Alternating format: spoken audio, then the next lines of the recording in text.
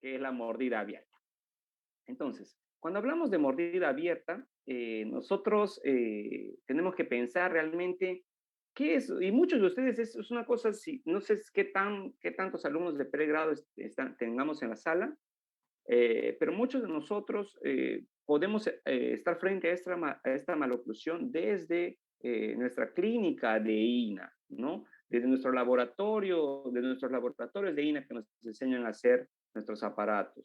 Desde, desde comienzos, ya cuando entramos a clínica de odontopediatría, que empezamos a hacer las historias clínicas, anamnesis, examen clínico, ya nosotros vamos viendo este tipo de maloclusión en algunos pacientes porque es evidente, ¿no? La mordida abierta anterior es evidente, la presencia de una maloclusión con mordida abierta anterior es evidente clínicamente.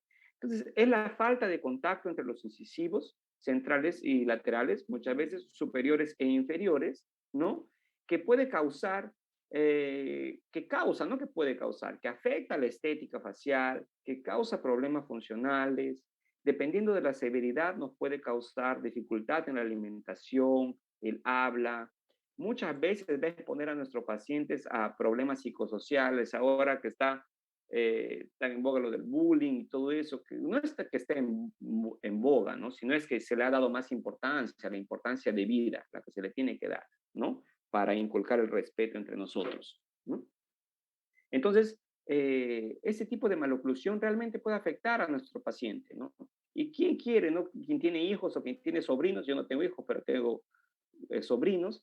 Entonces, ¿quién quiere que la persona que uno quiere, ¿no? A su sobrino, a su hijito, mucha, que lo moleste en el colegio porque tiene una mordida abierta? Entonces, uno ya como odontólogo, no siempre como ortodoncista o como odontopediatra, pero como odontólogo o estudiante de odontología, que ya tiene esos conocimientos, tiene que intentar, ¿no?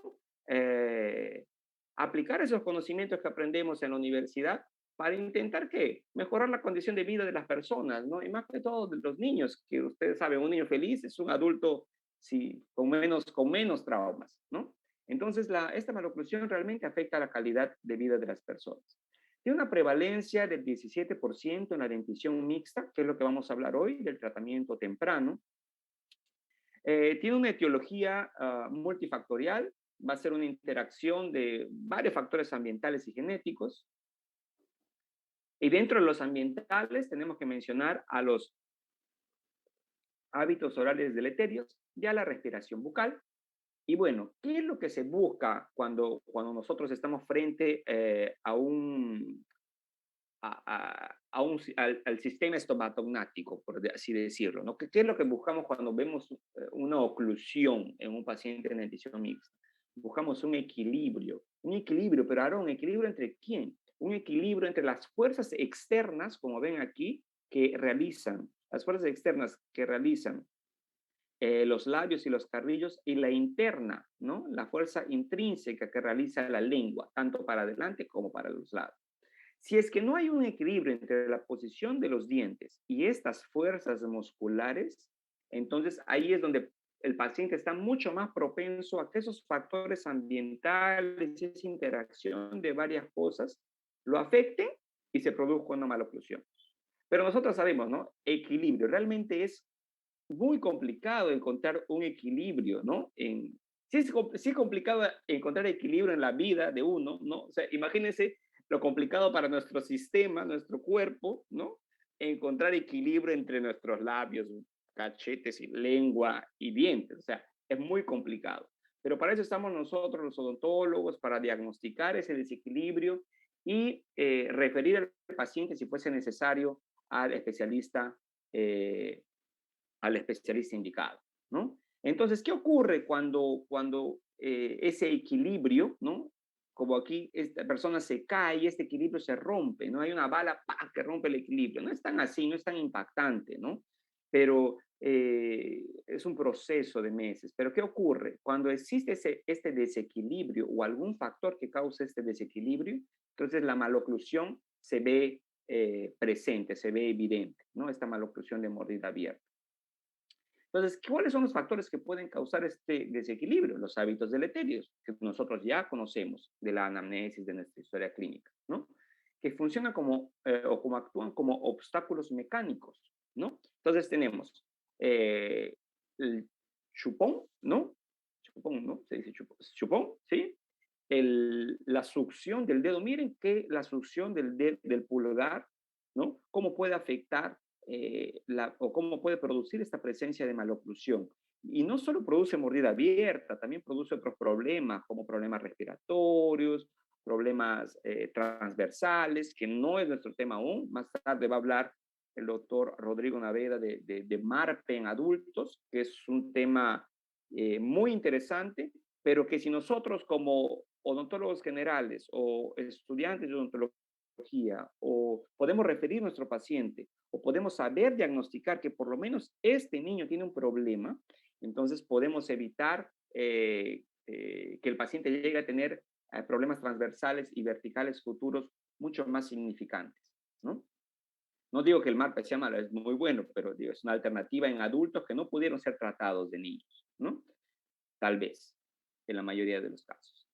Entonces, pero los hábitos deleterios también siempre, este coquito, ¿no? Nos enseñan de qué, pregunta de examen, de INA, uno de los 13 INA nos pregunta. ¿Cuál es las características para que un hábito deleterio produzca una maloclusión? ¿No? Va a depender de la duración, de la frecuencia y de la intensidad. Ya lo decía Graeber, es la triada de Graeber, duración, frecuencia e intensidad. Entonces, de eso va a depender. Pero no solo va a depender de eso, también tenemos que tener en cuenta otros factores, como es el patrón de crecimiento vertical, ¿no? ¿Qué quiere decir?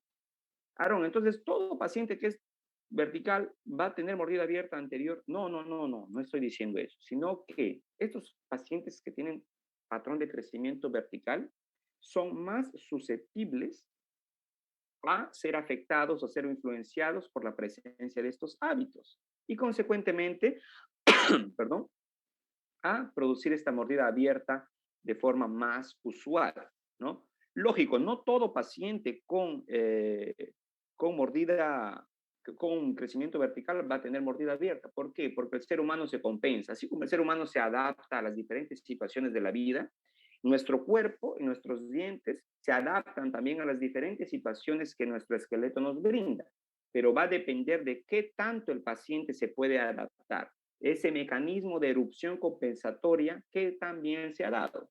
A veces no se va a dar bien y puede producirse la maloclusión.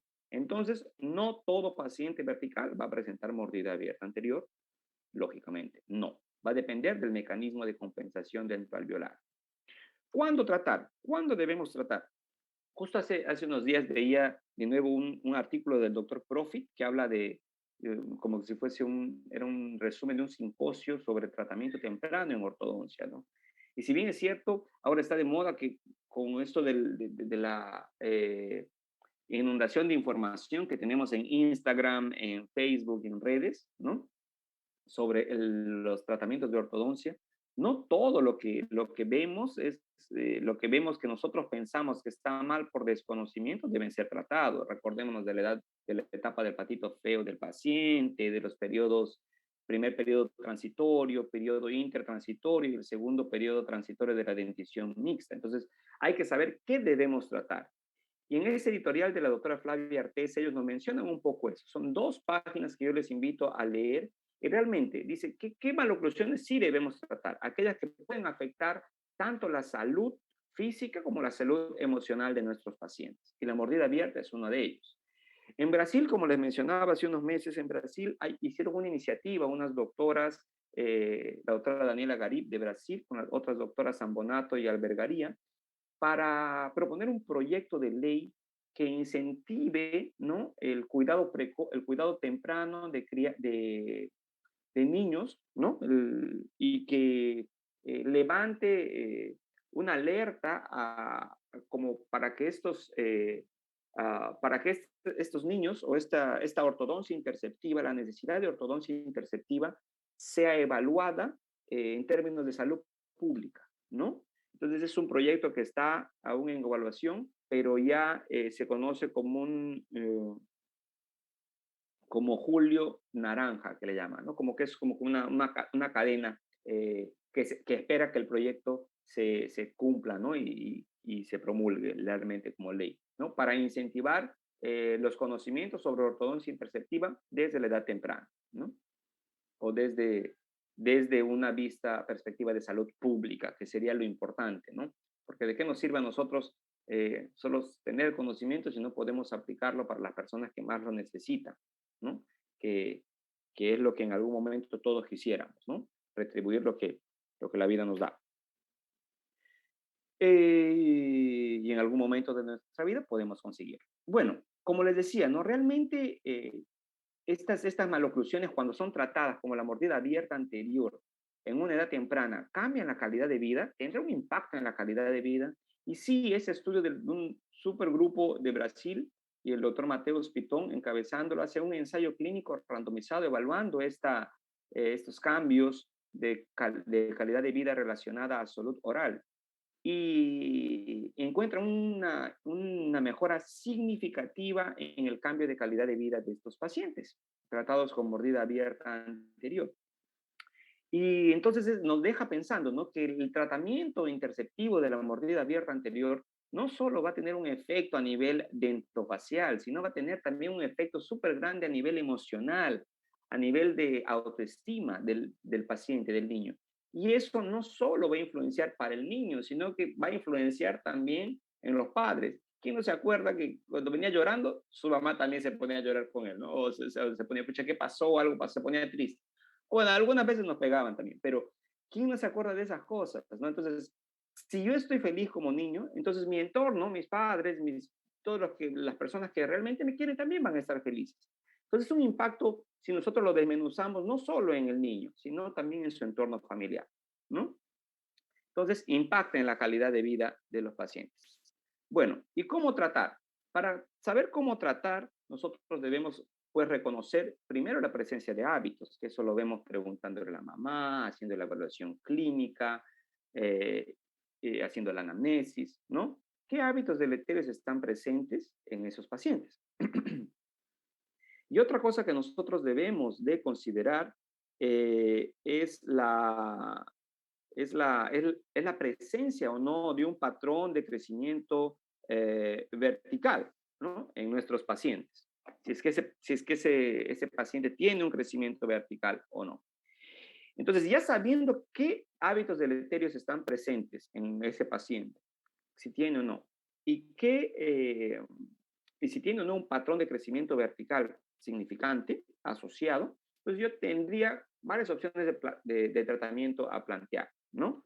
Por ejemplo, en sí, las opciones que más se han estudiado y se han publicado y se usan, ¿no? Es la rejilla palatina fija, que es el gold estándar para el tratamiento de la mordida abierta anterior, como nos los enseñan nuestros profesores en pregrado y en posgrado, ¿no? Aquí en Perú, en Brasil, yo creo que en varios lugares eh, es como alternativa de ortodoncia interceptiva fija en la rejilla palatina. Puede ser removible, sí, dependiendo de la colaboración del paciente, y puede estar asociada o no a expansión maxilar, dependiendo de expansión maxilar lenta o expansión maxilar rápida, si es que el paciente lo necesita. Una alternativa de tratamiento son los spurs, los espolones, puntas activas, como lo quieran llamar, que pueden estar soldados, arcos linguales o arcos palatinos, o adheridos como si fuesen brackets en la superficie lingual de los incisivos.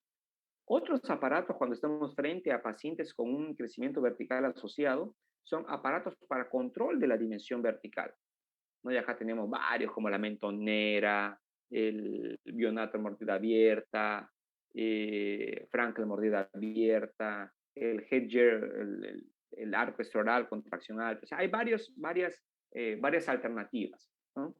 Y hay un grupo de alternativas que intentan mezclar y asociar esas terapias, ¿no? Interrumpir los hábitos deleterios, pero al mismo tiempo tener un control de la dimensión vertical, ¿no? Y asocian algún tipo de estas dos terapias. Entonces, estas son dos revisiones sistemáticas muy interesantes publicadas desde 2015 en IMPRES por un doctor de la USP de Ribeirão Preto, el doctor Murilo Férez, que lo hizo junto con el doctor peruano Carlos Flores Mir, de la Universidad de Alberta, en Canadá, disculpe, que habla sobre las opciones de tratamiento y la efectividad del tratamiento de la mordida abierta en pacientes cuando son tratados con hábitos deleterios o cuando son tratados con opciones más ortopédicas, ¿no? Entonces los invito a leer esos dos artículos. Entonces, pero basándonos ya en la parte clínica, ¿no? Y lo que les quería comentar más que nada era cuáles son nuestras opciones de tratamiento en dentición mixta, ¿no? Y sabemos que en dentición mixta tenemos los segundos molares deciduos y los primeros molares permanentes, ¿no? ¿O cuándo debo tratar a mi paciente? ¿Será que lo trato antes de los 6 años, después de los 6 años, cuando le sale su incisivo central, cuando no erupciona? Se suele recomendar el tratamiento después de los 6 años. ¿Por qué? Porque se espera que el paciente tenga una madurez psicológica adecuada que me permita la instalación de un aparato y que no lo rechace, ¿no? Y que no me coopere. Entonces, pero si yo veo un paciente que tiene 8 años y todavía es inmaduro psicológico, que los padres no me van a ayudar, entonces no le puedo poner un aparato porque no me va a ayudar. Lo va a malograr, lo va a chancar, le va a dar caries y demás. Y por otro lado, si tengo un paciente más joven, antes de 6 años, que sí me va a aceptar el tratamiento, entonces lo puedo colocar. Se suele decir que no se coloca cuando tenemos eh, aún los incisivos centrales permanentes sin erupcionar. ¿Por qué? Porque no vamos a saber si es que realmente es una mordida abierta transitoria o real, ¿no? Ahora, si estamos frente a un hábito deleterio muy fuerte que viene desde la dentición decidua y sabemos que se puede aumentar o incrementar en este recambio dentario, pues colocamos una rejilla, ¿no? Entonces, esta es una opción de rejilla, ¿no? Las fotos que le voy a mostrar aquí son fotos de estos artículos que les coloco abajo la referencia. Este es de un grupo de brasileros también, de Leite, del 2016. Y aquí confeccionan dos bandas, ¿no? Adaptan dos bandas y hacen un arco palatino y confeccionan una rejilla palatina con una base, como si fuese una base de acrílico, ¿no? En el cual se insertan las rejillas. Esa es una opción. Otra opción similar es esa de aquí, se ve más clara, esto es publicado por Rosato et al. Y entonces aquí vemos que también utilizan esa superficie de acrílico para que junten, para que le dé más rigidez a la rejilla palatina. En este caso, aquí en vez de adaptar las bandas en los segundos molares deciduos, adaptan las bandas en los primeros molares permanentes. ¿Y por qué? ¿Por qué unos en los segundos deciduos y otros en los primeros permanentes? Cuestión de gusto, disgusto. Bueno, fuera de preferencias profesionales y individuales, va a depender más que todo de cómo uno evalúe en nuestra radiografía panorámica nuestro, nuestro desarrollo dental, ¿no? Sí, desarrollo dental, desarrollo dentario de estos dientes, ¿no? Si tenemos el segundo deciduo que aún tiene una raíz fuerte y se espera que se quede ahí por mínimo 12 meses, entonces lo ponemos en el deciduo. Si ya tenemos el molar bien erupcionado, que nos permita bandar el molar y no tener ningún tipo de problema, entonces ponemos en el primer molar permanente, ¿no? Lo que más nos convenga a nosotros como clínicos. Y esa es la clásica, ¿no? La que normalmente es la que más se ve. Y eso también, otras figuras les voy a mostrar. Este es de un libro de mordida abierta muy chévere, muy, muy, muy completo, que es uno de los pocos libros específicos de mordida abierta anterior, publicado por el doctor Guilherme Jansson y el doctor Fabricio Valarelli de Brasil, que luego les dejo la referencia, pero es del 2014. Y es la clásica, ¿no? Que tenemos dos bandas en las primeras molares permanentes y un arco palatino en el cual es soldado, ¿no? Es soldado la rejilla, ¿no? Las partes de la rejilla. ¿Y qué vemos aquí también? Es importante ver, ¿no? Que esta rejilla va a seguir esta curvatura de la región de los incisivos. O sea, vamos a seguir la curvatura del arco palatino, lógicamente. Y va a estar soldado, no va a necesitar acrílico, va a demandar un poquito más de trabajo en laboratorio, pero como a nosotros en pregrado nos enseñan a soldar y todo eso, entonces lo podemos ver como un ejercicio. O si ya están en su consultorio y tienen muchos pacientes, lo pueden mandar a un técnico también, no hay ningún problema, pero como que lo deja más rígido, ¿no? Cualquiera de las alternativas va a depender de nuestras preferencias eh, eh, profesionales, ¿no? De lo que nosotros querramos realmente, de lo que estamos más acostumbrados. Todos los caminos, hay varios caminos que nos puedan llevar al mismo resultado. En este caso, ¿no? Que lo colocan en el libro, no es mi caso, es el caso del libro de los doctores de aquí de abajo, que el paciente presentaba un hábito deleterio asociado a una interposición lingual causada eh, como hábito secundario, ya que la mordida abierta está ahí, causada, por ejemplo, hábito de succión digital, y la lengua no sabe a dónde ir. Entonces, como la lengua no sabe a dónde ir, se va donde tiene ahí ese espacio y se queda ahí impidiendo, pues, la erupción de nuestros incisivos, ¿no? Entonces, uh, es muy importante nosotros saber diagnosticar estos hábitos. Disculpen, estaba viendo aquí el chat, pero todo bien. Cualquier pregunta pueden mencionar, pueden levantar la mano, no se preocupen. Y lo importante de la rejilla palatina, ¿no? Que va a servir como si fuese una cárcel para la lengua, para no dejarla salir, ¿no? Para que no interfiera y no sirva de ese obstáculo mecánico como la foto superior y me permita la erupción de estos dientes sin que yo le aplique ninguna fuerza ortodóntica. Ojo, aquí yo no estoy aplicando ninguna fuerza ortodóntica extrusiva en estos incisivos. Yo lo único que quiero como clínico es que esos incisivos se les dé la chance de desarrollarse verticalmente, ¿no? De erupcionar por ellos mismos. ¿Cómo? Quitándole el hábito, ¿no? Quitando la interferencia. Y bueno, aquí otro ejemplo, ¿no? De que cómo nosotros a veces nos queda un poquito larga y la podemos con el tres puntas, ¿no? Podemos adaptar un poquito nuestra rejilla palatina para que sirva realmente como una prisión para esa lengua, ¿no? Para que no salga la lengua por ningún lado. A veces hay que eh, poner las partes laterales, ¿no? Un poquito más anchitas para que la lengua no se vaya. Y ven cómo esta foto muestra bien bonito, bien esquemático, cómo es que realmente esta rejilla palatina sirve como si fuese un escudo, ¿no? Fuerte que no deja que esa lengua se salga. Y eso es lo que realmente queremos en nuestros pacientes, ¿no? Ese es el objetivo, interceptar el hábito y dejar que esos incisivos erupcionen. Ahora, esta de aquí vemos que tiene una altura y una posición adecuada, anteroposteriormente hablando. Dos cosas tenemos que tomar en consideración. La posición anteroposterior y la posición vertical. Perfecto. Imagínense aquí este paciente, mordida abierta, tendencia clase 3, le pone la rejilla. ¿Para ustedes sería una posición adecuada? Bueno, no me pueden responder. Entonces, ¿la altura de la rejilla está buena o no? Realmente no está buena porque no está haciendo ningún efecto. La lengua se está escapando por abajo, ¿no? O sea, no hay forma que este tipo de aparato mal confeccionado por errores que todos podemos cometer, pero para eso están los errores, para aprender de ellos y no volver a cometerlos. No podemos ser reincidentes. Eh, y entonces la lengua se te va a escapar por aquí. Uno va a decir, pucha, después de 6 meses no se cierra la mordida, que el aparato no sirve, que el paciente sigue chupándose el dedo y tal. Pero no es eso, es que nosotros confeccionamos de una manera inadecuada nuestra rejilla, ¿no? Y entonces siempre tenemos que chequear, hacer confirmar la posición vertical de nuestra rejilla. Entonces, hablando de eso en el sentido anteroposterior, viendo esta foto superior del libro, en el sentido anteroposterior se dice que debe estar al nivel de los caninos deciduos y siguiendo la curvatura de la región anterior, nuestra rejilla palatina. Y en el sentido vertical, dice que tiene que tener una altura adecuada, como les decíamos, para que la lengua no se nos escape.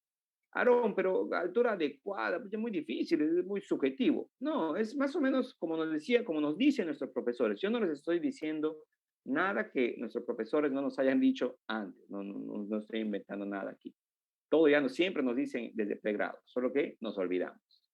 ¿Por qué? Porque no lo aplicamos. Bueno, la altura adecuada aproximadamente hasta el nivel de la región cervical de los incisivos, ¿no? Pero hay que tener cuidado de que no contacte con el alveolo ni con los dientes para no producir ninguna alteración, ¿no? Entonces, esas serían nuestras consideraciones a tomar cuando confeccionamos. ¿Y cómo podemos ayudarnos para que tener esa altura adecuada y todo? Simplemente haciendo un registro de mordida convención, máxima intercuspiración con esta cerita, rosada o con lo que ustedes desean. y tomar los dos modelos, superior e inferior. No, ni siquiera necesitan montar sus modelos, solo necesitan tomar los modelos para que al momento de la confección de la rejilla vean la altura adecuada, ¿no? Y si les queda muy larga, ¿no? Si queda muy alta la rejilla, entonces podemos hacer unos dobleces y adaptarlas con el tridente, ¿no? Con el tres dientes, con el tres puntas, ¿no? Entonces más o menos eso tenemos que tomar en consideración. Bueno, vamos a hablar ahora de otras opciones de tratamiento para la mordida abierta anterior, otras opciones removibles en casos que nosotros tengamos pues pacientes un poco más cooperadores. Y tenemos aquí la rejilla removible que está en los artículos de esos doctores que son de Bauru también, estuvieron por allá. Y tienen sus dos ganchos Adam, los circunferenciales, su arco de Hawley y su rejilla palatina incluida en el acrílico, ¿no? Como nos enseñan también a hacer en pregrado. No es nada del otro mundo. Ahora, ¿qué se sugiere? Que dice que, ¿qué estamos hablando hasta ahora? Que nosotros tenemos que dejar esos incisivos, tenemos que dejarlos tranquilos para que puedan erupcionar. Entonces, la extensión de mi acrílico, yo tengo que tener mucho cuidado, porque si yo le extiendo mucho al acrílico hasta que tope toda la superficie o bastante parte de la superficie lingual de mis incisivos superiores, la superficie palatina, entonces ¿qué voy a hacer? Voy a interrumpir el hábito y queriendo, ¿no? El diente se va a ir para adelante si es que va erupcionando solito, pero no va a venir mucho para abajo como yo quisiera, ¿no? Entonces hay que tener cuidado con la extensión del acrílico. Por ejemplo, aquí este otro ejemplo de rosato. ¿Ven cómo aquí en la región anterior no hay ningún acrílico contactando los incisivos laterales y centrales? Pues eso debería ser lo indicado. ¿Por qué? Hay que dejar libres a esos incisivos para que puedan desenvolverse, ¿no? Para que puedan erupcionar como han debido hacerlo, ahora teniendo esta rejilla pues como una, corrigiendo esa interposición de la lengua o del hábito, ¿no? Entonces, la extensión de acrílico en las placas removibles es sumamente importante. Otra opción muy estudiada por el grupo italiano de la doctora Cosa, Giuntini, Muchedero y junto con el doctor McNamara, es este aparato asociado, ¿no? Porque muchos de los pacientes con mordida abierta anterior, la gran mayoría presenta también problemas transversales, ¿no? Porque es una combinación, es un combo a veces que viene, ¿no? Pero muchos otros no. En los que vienen con problemas transversales, una opción de tratamiento sería utilizar esta rejilla palatina asociada a un quad helix, un cuadrihélice, ¿no? Un quad helix para que nos permita una expansión lenta, una expansión dentro alveolar lenta. Y esas son unas opciones pues que ellos plantean, ¿no? Con extensiones hasta los premolares. Siempre acuérdense dejando libre los incisivos para que puedan erupcionar. Otra opción es utilizar este mismo aparato, pero miren aquí, decidieron en el libro, los doctores decidieron colocarlos en los segundos molares deciduos. No hay ningún problema. Si está bien desarrollado ahí, todo bacán. O sea, si tiene soporte, chévere. Y aquí, en vez de utilizar un quadélix, utilizan un biélix. También la extensión hasta el canino. Incisivos libres. Siempre incisivos libres. Y extensiones laterales cuando voy a hacer expansión lenta, ¿no? Entonces puedo usar un quadélix o puedo usar un biélix. Tanto, da igual. Dependiendo de lo que yo, no de igual, no quise decir eso, no, depende de lo que nosotros estamos buscando. Pero la expansión dentro alveolar se va a dar dependiendo de nosotros, de nuestras activaciones, ¿no? Y tenemos otra también, que es una rejilla asociada a expansión lenta, que es el tornillo de expansión lenta, ¿no? Pero que tenemos que tener cuidado para ir activando también y abriendo nuestra rejilla palatina, ¿no? Para que nos permita esa expansión lenta. Y dentro de las terapias asociadas, podemos ver pues que existen rejillas palatinas asociadas a expansión lenta, como este caso de aquí, y con plano de mordida posterior, ¿no? Con este plano de mordida posterior, ¿qué es lo que busca este plano de mordida posterior? Este plano de mordida posterior busca producir un control vertical de los dientes posteriores. Escucha, control vertical de los dientes posteriores, ¿qué es eso? La verdad es simplemente intentar o, claro, intentar, ¿no? Mantener esos dientes posteriores sin que erupcionen tanto, porque acordémonos que el paciente está en crecimiento. Entonces, como el paciente está en crecimiento, siempre va a crecer, los molares van a erupcionar. Pero lo que yo busco es, con este control vertical, es que erupcionen menos, restringir ese crecimiento, ese desarrollo vertical de los dientes posteriores para que me ayude pues a corregir mi mordida abierta anterior, ¿no? Entonces es una opción también, sobre todo en pacientes con crecimiento vertical asociado o con un componente esquelético asociado. Solo que es bien difícil producir ese control vertical y hasta ahora se sigue investigando, ¿no? Bien difícil, pero no imposible. Hay que buscar la terapia adecuada. Como ven este caso de aquí, ¿no? ¿Cómo podemos entender el resultado de este tratamiento? Son resultados combinados. ¿De qué? De desarrollo vertical de los dientes anteriores en más porcentaje y de algún control vertical de los dientes posteriores que nos han ayudado realmente, ¿no? A corregir esta mordida abierta anterior. Otra opción de terapia asociada es la rejilla palatina, ¿no? Cuando la asocio, como ven aquí, cuando la asocio a expansión lenta y a un arco extraoral. Podemos hacer una rejilla palatina con una expansión lenta y ponerle 2 tubos de extraoral, soldarle 2 tubos de extraoral a los ganchos Adams para que el paciente utilice su arco extraoral cuando vuelva del colegio, ¿no? O cuando esté en la casa, si es que tiene un componente de clase 2 y un componente vertical asociado. Entonces, son opciones de tratamiento también. ¿Sí? Perfecto. Y otras terapias asociadas, recién veo que nos saludan desde Arequipa, saludos a Arequipa, doctora García, doctora Vi Castillo García, Marina, un saludo. Y bueno, y tenemos la rejilla removible también asociada a la mentonera, ¿no? Que esta mentonera ya está aplicando una fuerza extraoral, una fuerza vertical para intentar producir ese control vertical. ¿Y qué es lo que busca con este control vertical? También una rotación antihoraria de la mandíbula que me ayude a corregir esta mordida abierta anterior.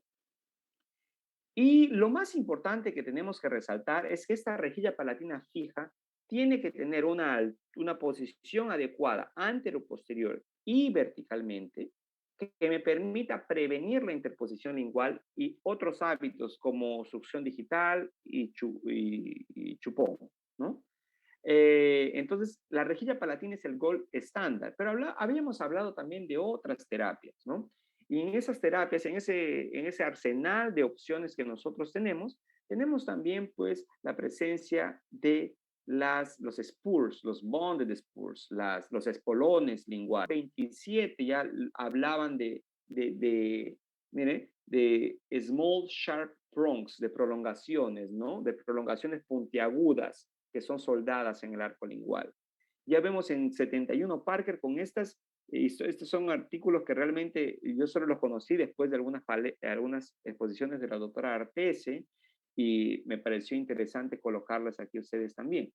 Ven cómo hacían antes los brackets, ¿no? Cómo era el tratamiento, con bandas en todos los dientes y esas poazas ahí, o sea, qué miedo, pero en ese momento lo usaban también, o sea, no es nuevo.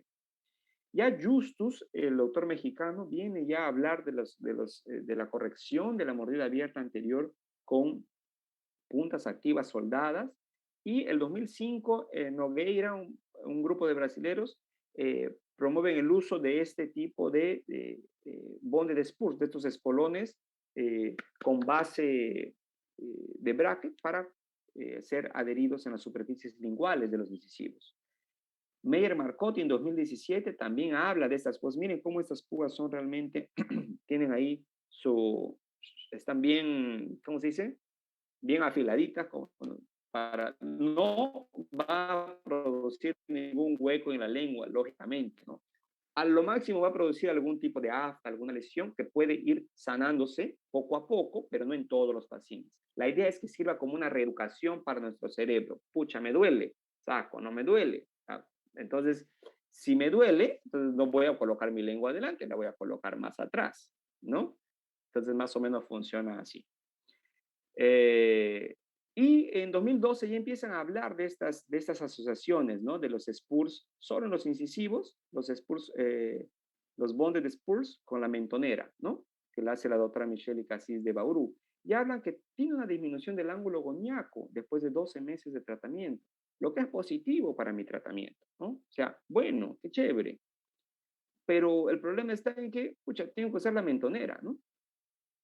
Ya luego la doctora Insabralde también, junto con, con doctores brasileños de Paraná, evalúan esta terapia y hablan de una efectividad de más del 80%. Y el 2016 comparan estos esporones colados o estas puntas activas soldadas con las adheridas y ven que la efectividad es buena en ambos casos. Ambos tipos de opciones de tratamiento, como estas de aquí, ojo, no es una rejilla palatina, son puntas que son soldadas, puntas afiladas que son soldadas, aquí en este caso de las puntas activas soldadas. Y aquí en el caso de las puntas activas adheridas, son como si fuesen agujitas, ¿no? Que vienen redondeadas, pero nosotros la tenemos que afilar un poco con nuestro disco de carborundu para producir ese efecto de reeducación del hábito, ¿no? Entonces, los espolones adheridos, dicen, cuando compararon estos grupos, tuvieron mejor aceptación durante masticación y alimentación. Entonces, casi todos los niños se adaptan después de una semana. Entonces, no es tan malo como uno puede pensar, que el paciente no se va a adaptar, que esto, que el otro. Algunos, es más, en este tiempo que estamos, en estas nuevas generaciones, que el paciente no quiere que le vean que tiene rejilla, ¿no? Porque se ve la rejilla infelizmente, prefieren colocarse unos bonded spurs. ¿Por qué? Porque no se nota, ¿no? Entonces, es una opción de tratamiento, ¿no? Y en relación a eso, hay dos ensayos clínicos randomizados que quería compartir con ustedes, que uno compara la rejilla versus los bonded spurs, entonces por la doctora Leite, ¿no? Y el doctor Adirson Ramos de Maringá, y mencionan que ambos mejoran las condiciones iniciales, solo que la rejilla tuvo una efectividad del 100%, siendo que los bonded spurs una efectividad menor, ¿no? Pero esto lo tenemos que analizar con cautela. ¿Por qué? Porque la efectividad para ellos fue que tengan un overbite positivo, mientras que en los otros estudios que tenga un overbite mayor o igual a cero. Bueno, solo les dejo que según este estudio, la rejilla palatina era una mejor alternativa, pero eso va a depender de muchos otros factores también, de cómo evaluaron, etc. Otro RCT importante es el del doctor Rosato y del grupo de Paraná, que evalúan 4 grupos. A uno le ponen bonded spurs, a otro le ponen rejilla fija, a otro le ponen rejilla removible, y el otro grupo le ponen mentonera. Aquí ya con más pacientes, 25 por cada más o menos, ¿no? Y encuentran que todas esas terapias, así como le hemos venido hablando hoy en esta mañana, todas estas terapias fueron efectivas en la reducción de la mordida abierta en casi todos los pacientes, ¿no? Pero ojo, que un overbite, o sea, un traspase vertical entre los dientes, ¿no? Un overbite positivo solo se encontró en 47% de los pacientes. O sea, que hay que tener cuidado cómo evaluamos la efectividad en las investigaciones y cómo evalúan ellos para nosotros como lectores no confundirnos, ¿no? Entonces, una cosa es mejorar, reducir la mordida abierta, bacán, todos lo van a hacer. Pero ¿quiénes me van a dar un overbite positivo después de 12 meses? Tal vez pocos, ¿no? Entonces, eso hay que ir viendo. A veces no se considera un overbite positivo para decir que un tratamiento fue efectivo. Simplemente que la mordida abierta esté desde cero, que ya no haya mordida abierta, ¿sí? Se puede tratar como un tratamiento efectivo. Entonces, vemos nosotros, ¿no? Que la mayoría de estos estudios, incluso estos dos randomized clinical trials, ellos evalúan por 12 meses. Y es que siempre dejan algunos pacientes que no cerraron la mordida. ¿Y por qué? Porque algunas veces tenemos pacientes más severos que 12 meses no serán suficientes para cerrar nuestra mordida abierta anterior. Y necesitaremos más tiempo aún, ¿no? Para poder nosotros obtener un tratamiento efectivo. Y algunas veces podemos, si después de 12 meses, 18 meses, no tenemos ahí todavía, ¿no? Que está no está el tratamiento andando bien o no tenemos muchos resultados, evaluar de nuevo patrón de crecimiento vertical, evaluar una terapia asociada que podemos utilizar en estos pacientes, ¿no? Entonces, eso es lo que les quería mostrar con este estudio. ¿Qué más hallaron en este ensayo clínico? Que los incisivos se verticalizaron significativamente más con la rejilla lingual. O sea, rejilla lingual sigue siendo el gold estándar, ¿no? Entonces hablamos de que hay varias opciones de tratamiento para cuando es por hábitos, ¿no? Las otras opciones alternativas son los espolones, las puntas adheridas, ¿no? Y en términos de efectividad medida por tasa de éxito en 12 meses, ambos tienen tasas de efectividad similares, ¿no? Con la rejilla teniendo un poquito más, llegando al 100%. O sea, ¿los espolones son malos? No, los espolones tienen algunas ventajas. ¿Por qué? Porque no necesitan preparación en laboratorio, nos olvidamos de bandas, de soldar, de acrílico, demás. La instalación es en una sola cita, son estéticos, el tamaño es pequeño, tiene un bajo costo porque lo podemos encontrar en las tiendas dentales. Y nosotros tenemos que evaluar el costo-beneficio de nuestras terapias y saber a quién le podemos poner espolones, a quién nos va a aceptar una rejilla palatina, etcétera, ¿no? Y lógicamente hay que evaluar también nuestro eh, control vertical asociado. No sé, son las 10 de la mañana, no sé si alguien tiene alguna duda que haya, a ver el chat, está tranquilo. Uh, no sé si alguien quisiera preguntar alguna cosa, puede preguntar por el chat o podemos continuar un poquito más. Aaron, hay una pregunta respecto a si existe alguna posibilidad de que la lengua empuje esta rejilla lingual y pueda movilizar las molares. Sí, doctor, muchas gracias. Efectivamente, eh, puede haber esa posibilidad cuando tengamos un paciente que tiene un problema de hipertonicidad muscular a nivel de lengua, ¿no? Pero yo en clínica, en estos años, tampoco tengo una experiencia, wow, de grande, ¿no? Yo formé como ortodoncista en 2014. Entonces, en estos años que he tenido de experiencia clínica y en la universidad más que todo, no he visto ningún caso que por causa de la lengua haya empujado los molares para adelante. He visto sí que han llegado rejillas rotas, dobladas, porque los chiquitos hacen de todo, le meten corta uña, le meten no sé qué cosa, y ahí como que la banda se rompe, se desuelda, ¿no? Entonces, esas cosas sí he visto que llegan a la emergencia, pero que los molares se hayan mesializado o se hayan extruido por algún tipo de eso, con la rejilla no. Eso lo he visto con emergencias con expansores rápidos, pero no con la rejilla. Pero yo creo que si estamos frente a un paciente con una lengua con una hipertonicidad, ¿no? Fuerte, marcada, significante, yo creo que eh, habría que evaluarlo, ¿no? Entonces, continuando, tenemos que evaluar el control vertical asociado en nuestros pacientes, ¿no? Y Justus ya lo decía, ¿no? Que usaba los espolones y en esos pacientes con crecimiento vertical usaba también mentoneras, usaba extraoral de tracción alta. Pedrín y Torres también usaban la removible con una mentonera y casi usaba los bonded spools con mentonera. Pero todas esas terapias nos llevan a pensar de que, pucha, pero tengo que usar la mentonera, tengo que usar algo extraoral que realmente tal vez el paciente no nos va a aceptar, ¿no? Entonces, ¿qué opciones podríamos tener? Puede llegar un niñito y nos dice, pucha, pero yo no quiero usar eso, Aaron. ¿Cómo hacemos con eso? Yo no quiero, ¿no? Ahora que estamos en una vida más que que tenemos que escuchar los deseos de los niños, ¿no? Que siempre debido hacer. Pero hay ya que abusan a veces, ¿no? Entonces, la cosa es, ¿qué hacemos con estos pacientes, ¿no? Que los papás también no quieren exponer a sus hijos a una terapia más fuerte en eso de control vertical. Entonces tenemos que buscar otras opciones, ¿no?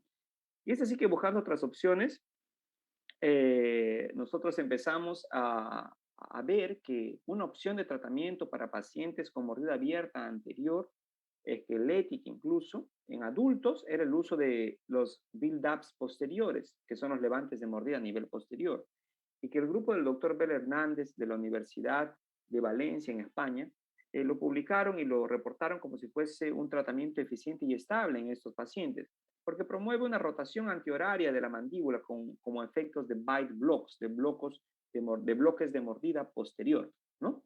Entonces, era una opción. Y es así que durante el doctorado que hicimos en Bauru, entonces nosotros dijimos, pucha, ¿será que en vez de usar esta mentonera, que sabemos que causa algún tipo de efecto vertical, podemos usar esos bite blocks, estos levantes de mordida posterior, para ver si realmente se puede producir uh, algún control vertical en estos pacientes? ¿Por qué no lo testamos? ¿No? Y es así como surgió la idea de hacer un ensayo clínico aleatorizado, eh, que fue parte de mi tesis de doctorado, ¿no? Y que evaluamos dos grupos de tratamientos, que fue orientado por el doctor Jansson y con financiamiento de las agencias de fomento brasileras CAPES y FAPESP, ¿no? Entonces, la idea era comparar las alteraciones dentoesqueléticas y de los arcos dentarios que ocurren después del tratamiento de esta mordida abierta anterior con espolones linguales asociados a build-ups, ¿no? Versus espolones linguales convencionales. ¿Será que este me produce un control vertical mayor? ¿Será que cuáles son los efectos de los bondes de Spurs también solitos?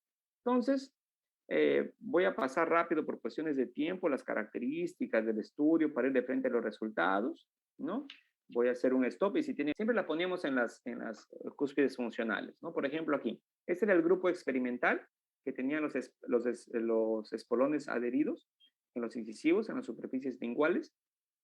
Y aquí estaban los levantes de mordida, con resinas de levante de mordida y de cementación de la FYM, uh, y que tenían de 2 a 3 milímetros, como lo indicaba pues la técnica del doctor Vela Hernández, ¿no? Los españoles. Y decidimos colocar también en la región de los molares deciduos porque para que tener estabilidad en los pacientes. Colocábamos en un lado primero y colocábamos en el otro, ¿no? Después, para tener ese balance oclusal. Y siempre chequeábamos con papel articular. Y el otro grupo, disculpen, el otro grupo de comparación eran los espolones, disculpen, adheridos convencionales y que simplemente eran los que ya venían siendo estudiados desde hace mucho tiempo, ¿no? Colocados en las superficies linguales de los incisivos superiores e inferiores. El doctor Arevalo menciona si existiría problemas de ATM en el futuro con esta técnica. La verdad, la técnica nosotros, esta técnica experimental, yo les voy a mostrar los resultados porque no dieron los resultados que nosotros esperábamos. Sin embargo, como yo estoy manteniendo el balance oclusal en ambos lados, doctor Santiago, no se esperaría que tenga un efecto significante en el ATM en el futuro. Si nosotros tendríamos un efecto significante en ATM y ya ha sido probado cuando dejamos solo un levante en un diente, por ejemplo, ¿no? Sin tener un balance en el otro lado. Ahí sí hay algunos artículos en el American Journal que mencionan que podría tener un efecto, ¿no? Pero no ha sido estudiado aún. Y yo creo que si mantenemos siempre el balance, si pensamos que fueran como los bloques de mordida posterior, no tendría por qué tener algún problema de ATM futuro, ¿no? Entonces, el grupo comparación eran los espolones colados, analizamos radiografías y modelos de estudio, ¿no? Evaluamos un montón de pacientes que fuimos excluyendo porque era un ensayo clínico aleatorizado. Aleatorizamos 50 pacientes, 25 a cada grupo, ¿sí? ¿Y qué evaluamos en las alteraciones dentoesqueléticas, ¿no? Y a mí siempre me gusta poner esta diapositiva porque es este niño, ¿no? Que tiene mordida abierta y aparte tiene discapacidad transversal y que está analizando un rollo de película, ¿no? Una película súper linda, ganadora del Oscar en 1989, mejor película extranjera. Se llama Cinema Paradiso y creo que está en Netflix, así que los invito a verla y a tener su pañuelo ahí al costado. Entonces analizamos las alteraciones cefalométricas en el Dolphin y en el grupo experimental lo que quisiera mostrarles es que en negro es el pretratamiento y en rojo es el posttratamiento. ¿Cuáles son los efectos de este levante de mordida combinado con los espolones en el grupo experimental? ¿Cuáles fueron? Entonces, si el negro es el T1 y el rojo es el T2, este es un resumen o una sobreposición media de los 24 pacientes de ese grupo, ¿no? Lógicamente, ven que el rojo está más abajo, creció, porque el paciente está en crecimiento, tiene que crecer, ¿no? Lógicamente. Pero ahora, ¿qué vemos? Que la corrección de la mordida abierta se da básicamente por extrusión superior, extrusión inferior de incisivos y lingualización de estos dos dientes. Ahora, ¿será que estos levantes de mordida me generaron algún control vertical sobre los molares? Y vemos que después de 12 meses el molar inferior se destruyó un poquito. El molar superior como que se mantuvo, pero se fue hacia adelante porque está en crecimiento, ¿no? Entonces, realmente genera un control vertical. Algún control vertical pudo producir. Sin embargo, en términos del efecto que yo quería, que era esa rotación antihoraria de la mandíbula, ¿lo produjo? No, no produjo una rotación significante antihoraria de la mandíbula, ¿no? O sea, el paciente siguió creciendo. Rotó un poquito antihorario, pero mínimamente, lo esperado. El efecto de esta restricción del crecimiento vertical de mis molares no fue suficiente durante estos 12 meses para producir este efecto de rotación antihoraria significante de la mandíbula. Entonces, en mi grupo experimental, ojo, no se extruyó mucho, controló un poco, pero no me produjo una rotación antihoraria significante. Ahora vamos a ver en el grupo control, disculpen, en el grupo control, que solo tenía los espolones. Aquí también vemos que hubo, creció el paciente, no vemos la mandíbula más abajito, tuvo rotación antihoraria, tuvo, pero mínima también, sin necesidad de build-ups, o sea, crecimiento normal, porque el paciente, acordémonos, el plano mandibular se va aplanando con el crecimiento, ¿no? El paciente se va horizontalizando poco a poco, ¿no? Si es que no tengo un envolvimiento vertical fuerte. Y aquí vemos, mire, a diferencia del otro, ¿no? Este aquí, la molar superior, sí se extruyó más. O sea que queriendo o no, y sí se fue más paramecial. Queriendo o no, los build-ups nos produjeron un control sagital y vertical, pero no significante, no fue significante, ¿no? Aquí vemos también que el molar inferior extruyó y más que nada la corrección por los espolones linguales se da debido a la extrusión de los incisivos superiores, extrusión de incisivos inferiores e inclinación hacia el lingual de esos dientes, ¿no? Y aquí vemos otra sobreposición interesante para ver los grupos. Ahora, Aaron, comparemos los grupos. Al inicio del tratamiento eran similares. Miren, este es el rojo, es experimental, los espolones y build-ups, y el negro es comparación. Similares los grupos, similares características, no eran tan diferentes.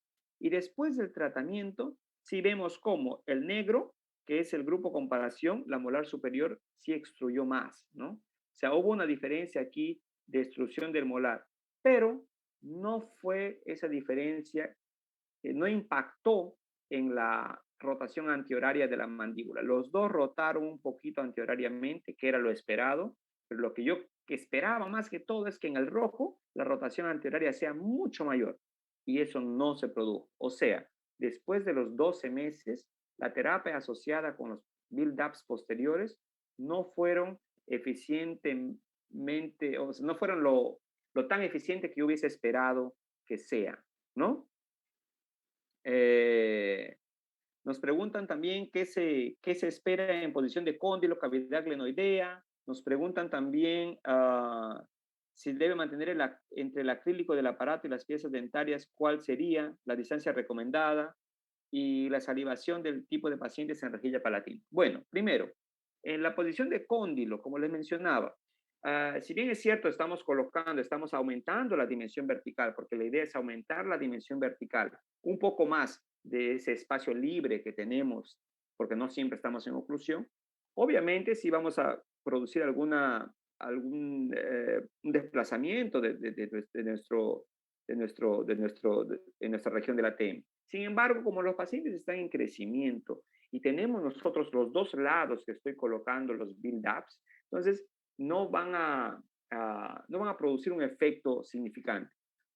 Eso es lo que espero, ¿no? Pero no hemos tenido estudios para poder responder esa pregunta basado en algo más, ¿no? Más científico. Entonces, le quedaría de bien, ¿no? Pero basado en otros estudios, no tiene un efecto muy significante en términos de estas distancias, ¿no? Acuérdense que solo es vertical, no estamos haciendo ningún tipo de cambio sagital, es otro tema, otro asunto, ¿no? La distancia recomendada entre el acrílico, dicen que es de 2 a 3 milímetros a nivel de los molares.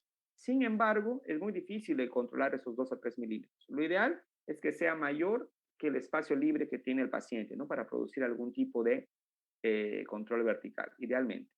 Y la salivación, efectivamente, con rejilla, con cualquier aparato que nosotros pongamos al paciente en la boca, los primeros meses es de adaptación. Y el paciente va a salivar más. Y se le tiene que decir al paciente que tiene que enseñarle cómo pasar la saliva, decirle al papá que el paciente va a tener más saliva, entonces hay que tener todos esos cuidados, ¿no? Su toallita ahí al costado, su pañuelo, que siempre pase la saliva y demás. Entonces, eso les mencionaba y las conclusiones de ese primer trabajo era que ambos protocolos de tratamiento, ¿no? Producen aumentos similares del overbite y efectos de endoesqueléticos similares, y que los espolones no producen una mayor rotación antehoraria de la mandíbula. Este artículo, si desean, yo les puedo pasar después, tuvimos la honra de que esté publicado en el American Journal en el mes de enero de este año. Entonces, para más detalles lo que encontramos y resultados y de la metodología, pueden revisarlo por ahí. Y luego también evaluamos los cambios dentoalveolares, ¿no? Y me voy aquí ya, voy directamente a los resultados, ¿no? Evaluamos las alteraciones a nivel de overbite con modelos de estudios digitales, la extrusión dentoalveolar, ¿no? De la región del alveolo superior e inferior, y las alturas de la corona clínica, tanto de los incisivos y los molares. Aquí queríamos ver si los build-ups realmente produjeron una restricción significante de esta altura de la corona clínica, así como diferentes dimensiones de arco, ¿no? Perímetro de arco, longitud de arco y distancias intermolares. ¿Qué encontramos? Que en ambos grupos aumentó el overbite, lógicamente, corrección de la mordida abierta anterior. En ambos grupos aumentó la dimensión vertical dentoalveolar. En ambos grupos aumentó la altura de corona clínica de los incisivos centrales. Y no solo eso, sino que también encontramos que aumentó la altura de corona clínica de los molares, que no nos esperábamos, porque supuestamente queríamos que el build-up, ¿no? Cree esta restricción de crecimiento vertical. Y después de 12 meses no fue suficiente, o sea, no es suficiente. ¿Por qué? Porque el paciente está en crecimiento. Entonces, ese control vertical que tanto ansiamos en dentición mixta, en pacientes en crecimiento, es a veces un poco difícil de encontrar, de hallar, ¿no? En términos de longitud, de dimensiones de arco, en ambos grupos encontramos disminuciones de las dimensiones de arco, tanto de los perímetros de arco como de la longitud de arco. Aarón, o sea que va a disminuir. Sí, pero ¿por qué? Acordémonos que estamos en dentición mixta. De nuevo, lo que nos enseñaban nuestros profesores en pregrado. El espacio E, pregunta de examen. El leeway space, pregunta de examen. O sea, todas esas alteraciones que se dan en dentición mixta normal, también tenemos que considerar que se van a dar en estos pacientes con mordida abierta durante el tratamiento. Entonces, se da. Existe una disminución de este perímetro de arco y longitud de arco. Ojo, ¿esto qué significa? Que si nosotros tenemos un paciente con apiñamiento anterior en dentición mixta, es muy probable que después de un tiempo de tratamiento con espolones o con rejilla o con algún interceptador de hábito, este apiñamiento puede empeorar un poco. Entonces, el paciente y los familiares tienen que estar conscientes. ¿Por qué? ¿Por qué va a empeorar? Porque les estoy mostrando con estos análisis que como la corrección es debido a verticalización de los incisivos, entonces se va paralingual, disminuyo el espacio en mi arco dentario. Y aparte tengo estos cambios y alteraciones de los arcos dentarios, o sea, disminuyo también mi perímetro de arco. Entonces, yo tengo que esperar que si el paciente ya tenía un poquito de apiñamiento, este apiñamiento aumente. ¿Me preocupo? No me preocupo porque está en dentición mixta. Mi problema ahorita es resolver lo más grave, lo vertical. El problema de apiñamiento lo podré resolver más adelante cuando ya corrija este problema de vertical significante. En términos de, de anchos intermolares entre los grupos, se observó disminución en el grupo con build-ups, en el ancho intermolar superior, y aumento en el inferior. Y lo opuesto fue encontrado en el grupo comparación. Y esto opuesto que digo, en este grupo comparación, es lo que se espera en oclusión normal, que los dientes molares se vayan más para afuera, más vestibulares, y los incisivos tal vez se vayan más para adentro. ¿Por qué? Por causa de la lengua, ¿no? La lengua ya está adentro, entonces tal vez no está ejerciendo una fuerza tan adecuada. O la misma inclinación de erupción de nuestros dientes. Ya los resultados que encontramos arriba fue por qué en el grupo experimental, fue debido a qué tal vez, debido al contacto que tienen estos estos, levantes de mordida, ¿no? Estos build-ups posteriores con los dientes que pueden o no tratar de generar algún tipo de pivot, ¿no? Entonces voy a continuar aquí rapidito. Y en las conclusiones que tenemos de este artículo es que ambos protocolos demostraron aumentos similares en el overbite, en el desarrollo de dento alveolar vertical anterior y en las alturas de las coronas clínicas, ¿no? Ambos protocolos. Y que disminuciones semejantes de perímetro y longitud de arco fueron también observadas con esta terapia. Las conclusiones es que no fue observada una restricción en el aumento de la altura clínica de los molares en el grupo espolones asociados a build-ups y que una leve disminución de ancho intermolar superior y un leve aumento del ancho intermolar inferior fueron observados en el grupo con espolones asociado a build-ups, mientras lo contrario fue observado con el grupo tratado con espolones convencionales. Más detalles sobre este artículo, gracias a Dios, también nos aceptaron esta segunda parte del artículo, nos aceptaron esta segunda parte del artículo en la versión de junio del American Journal y está a disposición, pueden escribirme en cualquier momento para pasar los artículos o pueden entrar también, no hay ningún problema.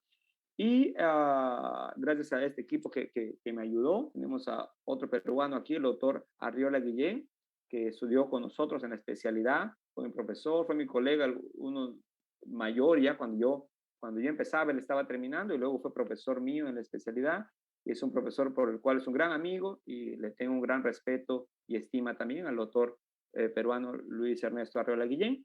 Y luego más adelante los dejo con el doctor Silvio Bellini Pereira, que también colaboró mucho con nuestro estudio, ¿no? Y los doctores, la doctora Daniela Garibi, que es una doctora muy súper inteligente y una persona maravillosa ahí de la Facultad de Odontología de Bauru, el doctor Guillerme, mi asesor eterno, que ya no está con nosotros, y las doctoras Vilanova, Miranda y Mazaro, colegas del doctorado y grandes amigas también.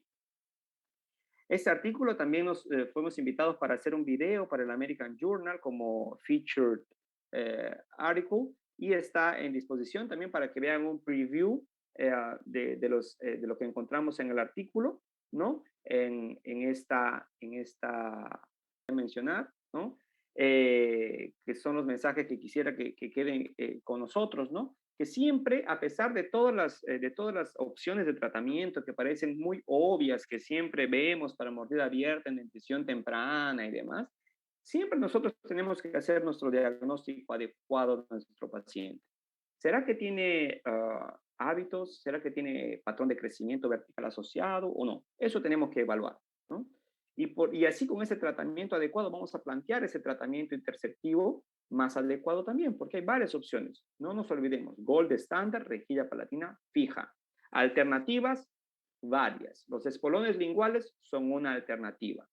Los build-ups que les he mostrado ahorita, infelizmente, según lo que hemos estudiado, hasta 12 meses, no son una alternativa eficiente para producir un control vertical en estos pacientes en dentición mixta. Sí son para producir un control vertical, según el doctor Bel Hernández, para adultos, pero para pacientes en crecimiento después de 12 meses, no. Eso es lo que hemos podido evidenciar nosotros. Sin embargo, faltan estudios con mayor tiempo de seguimiento para ver los efectos esqueléticos que esta terapia pueda conllevar, ¿no?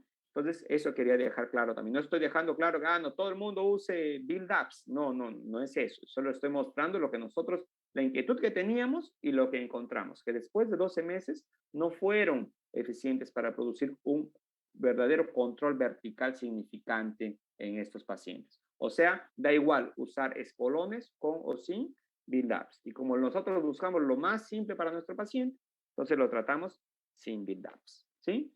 Entonces, el tratamiento interceptivo, aparte de hacer el diagnóstico adecuado, que lo tenemos que aprender a hacer desde que estamos en pregrado, el tratamiento interceptivo debe ser realizado apenas el paciente tenga esa madurez psicológica, ¿no? Esa madurez psicológica que nos permita instalarle ese aparato. Y no solo pensar en que el paciente nos tiene que aceptar, también es un patient-centered que se llama, ¿no? Es un enfoque basado y centrado en el paciente, pero también con la mejor evidencia científica que tengamos y también incluyendo a los padres, ¿no? Hay que incluir a los padres nos tienen que ayudar durante la terapia, padres, tíos, hermanos mayores, alguien siempre está, alguien, un niño siempre, yo creo que tiene un ángel que está ahí que se preocupa más. Tal vez el padre está muy ocupado, la abuela, los abuelos son mágicos, no son los ángeles en nuestra vida. Y tenemos los tíos, yo soy tío también. Entonces, siempre hay alguien. Entonces, esa persona tiene que envolverse en nuestro tratamiento para que el tratamiento sea efectivo, ¿no? Entonces, el tratamiento tiene que ser realizado apenas tengamos una madurez psicológica en estos pacientes. Y que los espolones pueden ser considerados como una alternativa práctica y efectiva para el tratamiento temprano de la mordida abierta anterior. Claro que sí, sí se puede considerar como una alternativa, ¿no? Y lo más importante que les quería comentar a ustedes es la alegría que nosotros podemos ver en estos niños después de devolverles esa sonrisa, ¿no? Esa sonrisa de que tenían una mordida abierta, de que a algunos les molestaba, a otros les molestaba menos, pero después cuando los ves sonreír con sus dientes todos juntitos, no saben la alegría y el abrazo que te dan esos pacientes, ¿no? Y los padres sobre todo. Eso es lo más reconfortante de nuestra profesión, creo yo, ¿no? Poder devolver a niños y adultos la dignidad en el sonreír, ¿no? Como les